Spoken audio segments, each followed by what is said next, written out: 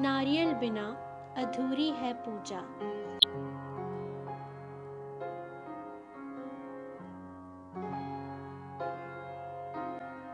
हिंदू धर्म में श्रीफल अथवा नारियल का अपना ही एक अलग महत्व है। किसी भी पूजा में श्रीफल का होना अनिवार्य माना जाता है, जिसके बिना पूजा अधूरी मानी जाती है। ज्योतिष के कई उपायों में भी नारियल का उपयोग किया जाता है। उन्हें लघु व एकाक्षी नारियल कहते हैं। नारियल को फोड़कर चढ़ाने का विधान है और इसे पूजा के बाद प्रसाद के तौर पर बांटा भी जाता है। नारियल को शुभ और सबसे पवित्र फल कहा जाता है, इसलिए शादी, त्योहार और किसी भी महत्वपूर्ण पूजा में नारियल का विशेष महत्व है। अब प्रश्न ये उठता है कि नारियल की उत्पत्ति कैसे हुई और इसे श्रीफल क्यों कहा जाता है। दरअसल नारियल बाकी फलों की तरह धरती पर नहीं आया, बल्कि इसे स्वर्ग से लाया गया था। शास्त्रों के अनुसार पृथ्वी पर जब भगवान विष्णु का अवतरण हुआ तो वह वैकुंठ लोक से 3 चीजें लेकर आए थे। पहली लक्ष्मी, दूसरी कामधेनु और तीसरा श्रीफल या नारियल। श्रीफल को ब्रह्मा, विष्णु और महेश का प्रिय फल कहा जाता है। यही कारण है कि नारियल के वृक्ष को पुराणों में कल्प वृक्ष के नाम से भी संबोधित किया गया है।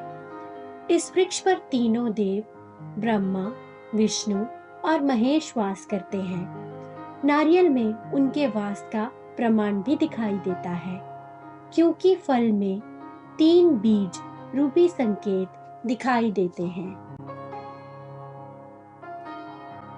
श्रीफल को तोड़ने के बाद इन बीजों को खाया नहीं जाता है, बल्कि भगवान को अर्पित कर दिया जाता है या हवन में आहुति दे दी जाती है। इसके अलावा श्रीफल को बलि के रूप में भी इस्तेमाल किया जाता है। दरअसल पौराणिक काल में धरती पर पूजन के बाद पशुओं की बलि देने का प्रचलन था, जिसकी वजह से जीव हत्या होती थी।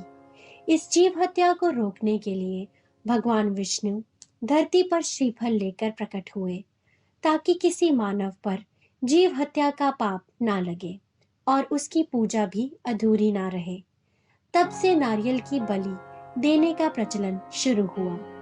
अपने अगले अंक में हम आपका परिचय नारियल से जुड़ी एक रोचक पौराणिक कथा से करवाएंगे।